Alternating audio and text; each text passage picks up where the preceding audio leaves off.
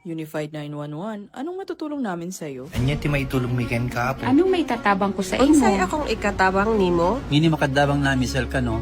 Sa anumang wika o dialekto, may tulong na darating sa iyo.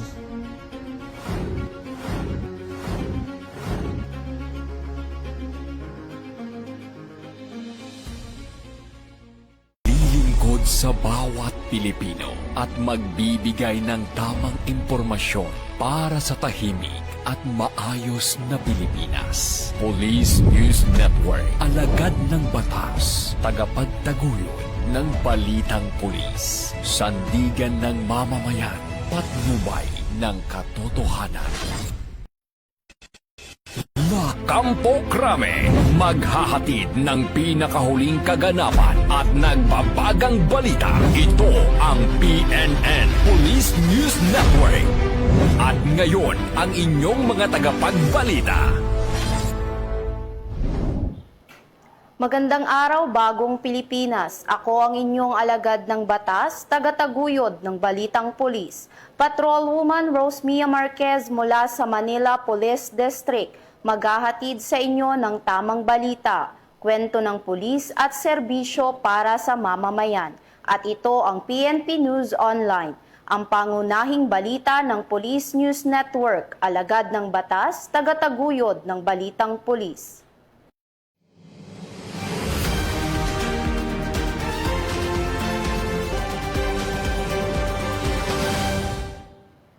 Narito ang mga balitang hatid ng ating PNN correspondents mula sa iba't ibang panig ng bansa.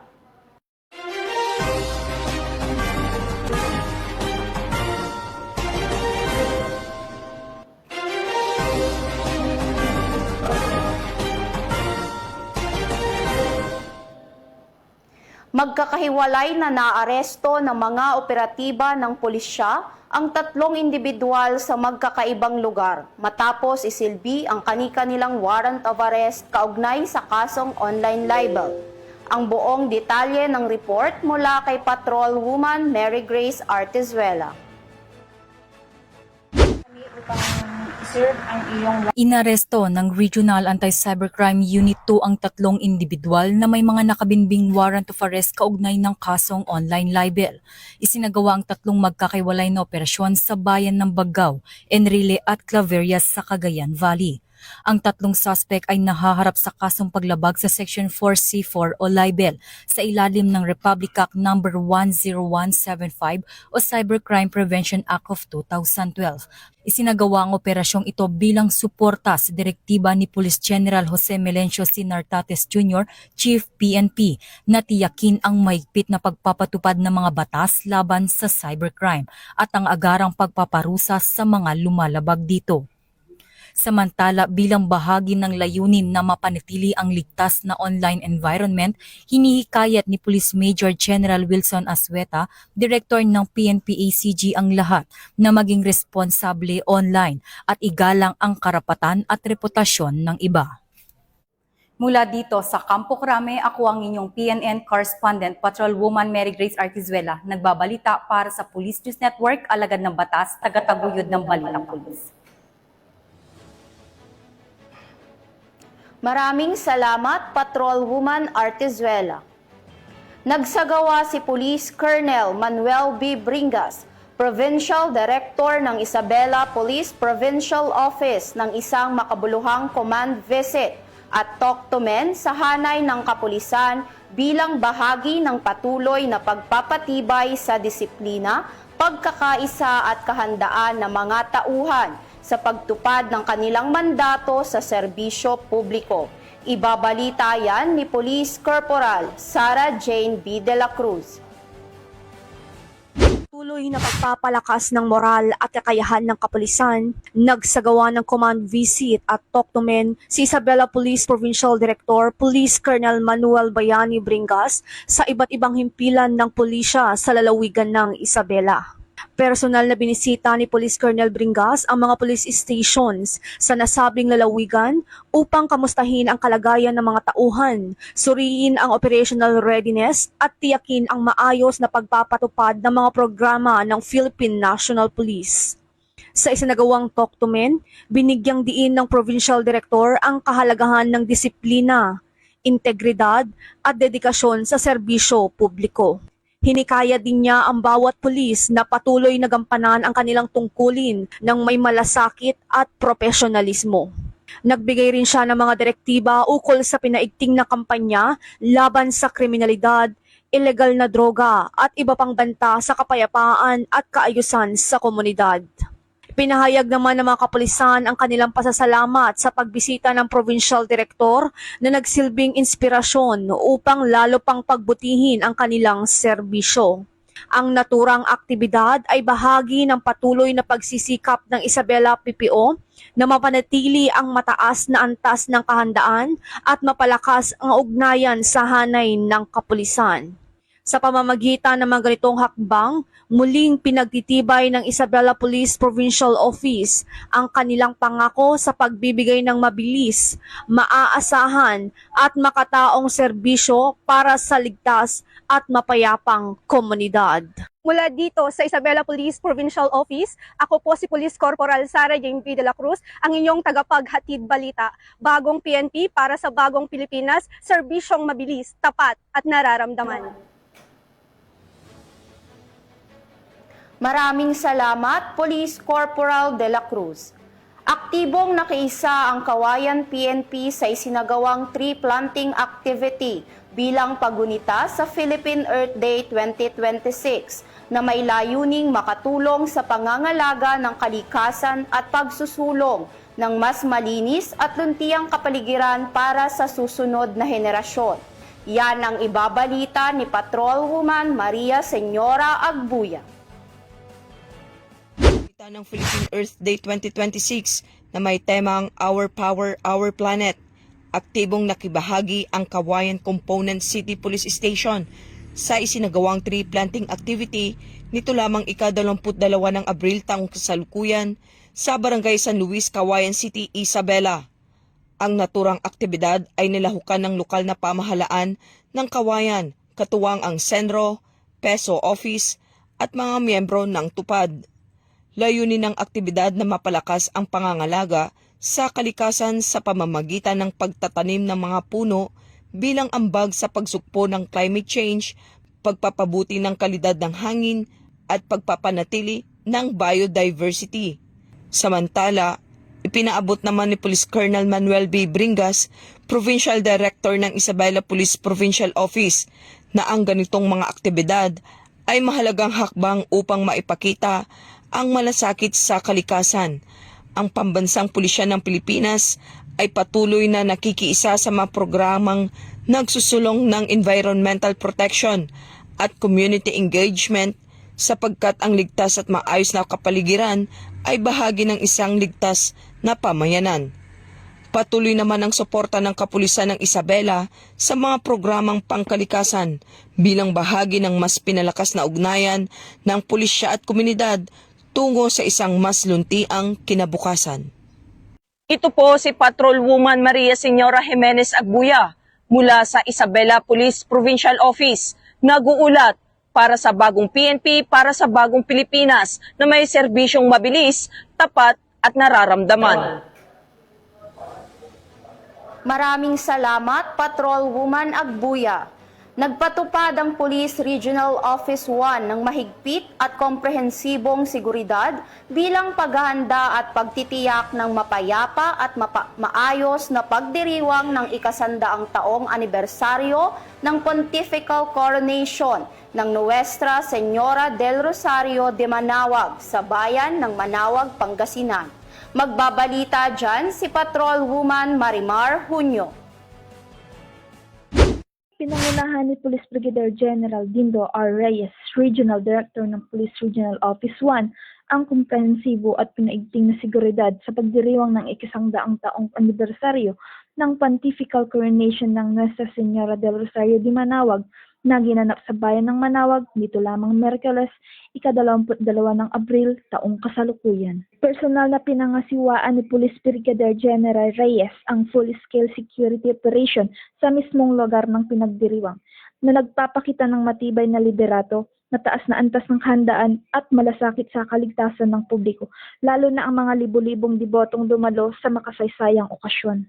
Kasama rin sa pangunguna sa operasyon sina Police Colonel Arbel C. Merculio, Provincial Director ng Pangasinan Police Provincial Office, at Police Colonel Fidel Junio, Force Commander ng Regional Mobile Force Battalion 1, na naglatag ng maayos at sistematikong deployment ng mga tauhan. Nakiisa rin si Police Major Peter Paul V. Sison, Chief of Police ng Manawag Police Station, sa pagpapatupad ng localized police operation upang masiguro ang mahigpit na pagsunod sa mga itinakdang seguridad alinsunod sa direktiba ng rehiyon. Sa pamamagitan ng pinaigting na police visibility, mahusay na crowd control, at matibay na ugnayan sa iba't ibang ahensya, na panatilin ng Pangasinan PPO ang isang ligtas, maayos at mapayapang kapaligiran.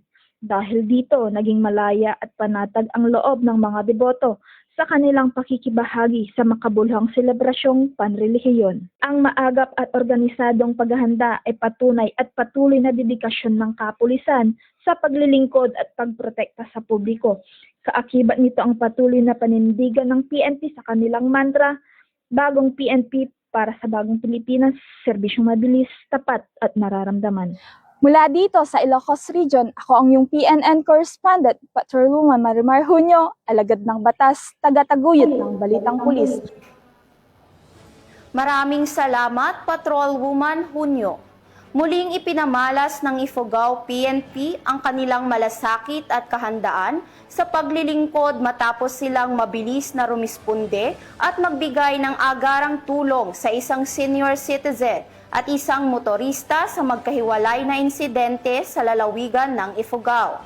Yan ang ibabalita ni Patrolwoman Janice Bolahaw. Isang miyembro ng Communist Terrorist Group ang kusang loob na sumuko sa pinagsanib na puwersa ng pulisya at militar noong Abril 21 ng taong kasalukuyan. Ang operasyon ay pinangunahan ng 2nd Abra Provincial Mobile Force Company sa ilalim ng pamumuno ni Police Colonel Igan P. Balangan, Force Commander, katuwang ang 77th Infantry Battalion, 5th Infantry Division, Philippine Army at Manabo Municipal Police Station. Muling naramdaman ng mamamayan ang maagap na serbisyo at mabilis na pagtugon ng Ifugao PNP matapos matulungan ang tatlong individual sa magkakahiwalay na insidente sa mga bayan ng Lamut at Lagawi, Ifugao nitong ika-21 ng Abril taong kasalukuyan.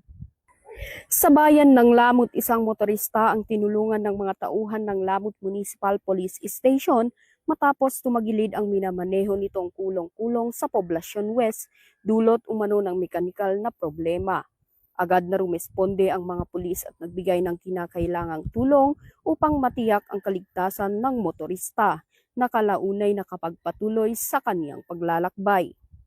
Samantala sa bayan ng Lagawe, isang senior citizen ang nabigyan ng agarang tulong medikal ng mga tauhan ng Lagawe Municipal Police Station matapos makatanggap ng ulat mula sa isang concerned individual hinggil sa isang matandang nangangailangan ng agarang atensyong medikal sa barangay Kudog.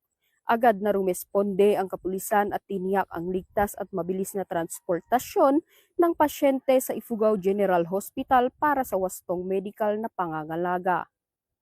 Sa isa pang insidente, isang individual ang naabutan ng mga nagpapatrolyang mga tauhan ng Lagawe MPS na natutulog sa gilid ng kahabaan ng National Road sa Barangay Kudog. Kalaunan ay napag-alamang ito ay nasa impluwensya ng alak at walang kakayahang makauwi. Dahil dito, hindi nag-atubili ang mga pulis na tulungan at ihatid siya sa kaniyang tahanan upang masiguro ang kaniyang kaligtasan, gayon din ang kaligtasan ng ibang motorista. Ang mga hakbang na ito ng Ifugao PNP ay sumasailalim sa kanilang dedikasyon at pangakong paglingkuran at protektahan ang komunidad, hindi lamang sa pagpapatupad ng batas, kundi pati na rin sa pagbibigay ng serbisyong may malasakit. Ito ay isang malinaw na refleksyon ng adhikain ng bagong PNP para sa bagong Pilipinas. Mula dito sa Ifugao Police Provincial Office, ako ang inyong PNN correspondent, Patrolwoman Janice Bolahaw, alagad ng batas, taga-taguyod ng Balitang Pulis. Maraming salamat, Patrolwoman Bolahaw. Voluntaryong sumuko sa mga otoridad ang isang hinihinalang miyembro ng Communist Terrorist Group o CTG sa lalawigan ng Abra sa tulong ng patuloy na kampanya ng kapulisan laban sa insurgency at sa pagsusulong ng kapayapaan sa komunidad. Yan ang ibabalita ni Patrolwoman Grace Bolangin. Isang miyembro ng Communist Terrorist Group ang kusang loob na sumuko sa pinagsanib na puwersa ng pulisya at militar noong Abril 21 ng taong kasalukuyan. Ang operasyon ay pinangunahan ng 2nd Abra Provincial Mobile Force Company sa ilalim ng pamumuno ni Police Colonel Igan Piuig Balangan, Force Commander, katuwang ng 77th Infantry Battalion, 5th Infantry Division, Philippine Army at Manabo Municipal Police Station. Ang sumukong individual ay kinilalang isang 44 anyos na lalaki, may asawa, magsasaka at residente ng Villaviciosa, Abra. Siya ay kabilang sa Revolusyonaryong Guerrilla Unit, Platoon 1, NPA Abra at hindi nakalista sa Periodic Status Report on Threat Group. Kasabay ng kanyang pagsuko, isinuko rin niya ang isang unit ng 5.56mm M16A1 Bushmaster na rifle na walang kasamang magasin at bala. Ipinahayag ng sumuko ang kanyang suporta sa mga programa ng pamahalaan para sa kapayapaan, particular sa Unification Program ng National Task Force to End Local Communist Armed Conflict at sa pagpapatupad ng RLECC Resolution No. 6 Series of 2021 o mas kilala bilang Tumanon Makitungtong. Sa kasalukuyan, ang sumukong individual ay nasa kustudiya ng 2nd Abra PMFC at sumasailalim sa custodial debriefing at panayam sa Camp Colonel Adolfo Catrizio Femio, San Jose Norte, Manabo, Abra. Patuloy namang hinihikayat ng Philippine National Police ang iba pang miyembro ng armadong grupo na magbalik loob sa pamahalaan at samantalahin ang mga programang pangkapayapaan tungo sa isang ligtas at maayos na pamumuhay. Mula dito sa Riyon ng Cordillera, ako ang inyong PNN correspondent, Patrolwoman Grace Bulangan, alagad ng batas, tagataguyod ng Balitang Pulis. Maraming salamat, Patrolwoman Bolangin. At yan ang mga balitang nakalap ng ating PNN correspondents mula Luzon, Visayas at Mindanao. Para sa mas malawak at mabilis na ulat ng mga balita, huwag kalimutang mag-like, follow and share sa aming official social media accounts ng Police News Network. Tutok lang sa aming YouTube channel para sa mga live stream at replays at i-follow kami sa aming X account para sa mga real-time updates at Facebook account ng Police News Network. Manatiling mapagmatsyag at laging alamin ang totoo.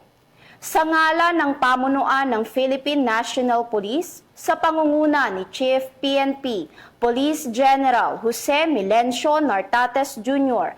at sa pamumuno ni President Ferdinand Bongbong Marcos Jr., kami ay maglilingkod sa bawat Pilipino at magbibigay ng tama at balanseng balita. Mula rito sa tanggapan ng tagapag-ugnay ng Pambansang Pulisya, ako ang inyong alagad ng batas, tagataguyod ng Balitang Pulis. Patrolwoman Rosemia Marquez mula sa Manila Police District, maghahatid ng tamang balita, kwento ng pulis at serbisyo para sa mamamayan. At ito ang PNP News Online, ang pangunahing balita ng Police News Network. At ito ang bagong PNP para sa bagong Pilipinas. Serbisyong mabilis, tapat at nararamdaman.